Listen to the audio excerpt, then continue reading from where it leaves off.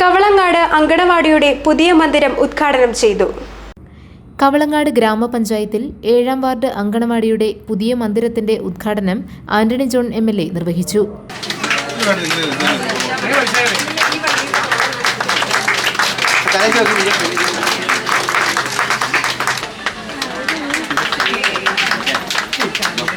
Acting president TH Noushad അധ്യക്ഷത വഹിച്ച ചടങ്ങിൽ father Pius Mathew, TK Kunjumon, Teena Tinu, Jincy Mathew, Lissy George, Soumya Sasi, Harish Rajan, Sandhya Jaison, Jimsiya Biju, Suhra Basheer, Rajesh Kunjumon, Thomachan Chackochan, MK Vijayan, Jelin Varghese, Jisha Joseph തുടങ്ങിയവർ പങ്കെടുത്തു.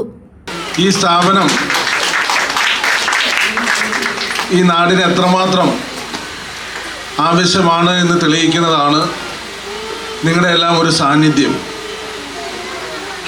ഏതാണ്ട് ഈ പ്രദേശത്തുള്ള മുഴുവൻ ജനങ്ങളും ഈ ഒരു പ്രവർത്തനത്തിൽ ഇവിടെ ഒത്തുകൂടിയിട്ടുണ്ട്. അപ്പം അത് തന്നെ ഈ സ്ഥാപനത്തിൻ്റെ ഒരു ആവശ്യകത തെളിയിക്കുന്നത് തന്നെയാണ്.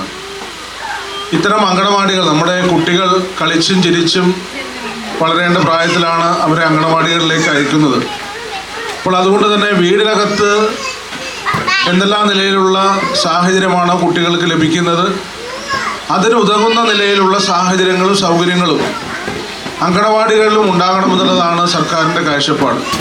അപ്പം അതിൻ്റെ അടിസ്ഥാനത്തിലാണ് കേരളത്തിലെ മുഴുവൻ അങ്കണവാടികളും സമയബന്ധിതമായി തന്നെ സ്മാർട്ട് അങ്കണവാടികൾ എന്നുള്ള നിലയിലേക്ക് മാറ്റുകയാണ്. മികച്ച അങ്കണവാടി വർക്കർക്കുള്ള അവാർഡ് നേടിയ രാധികയെ ചടങ്ങിൽ ആദരിച്ചു. സൈജൻ ചാക്കോ സ്വാഗതവും MA സോഫിയ കൃതജ്ഞതയും പറഞ്ഞു. GTV news, Kavalangad.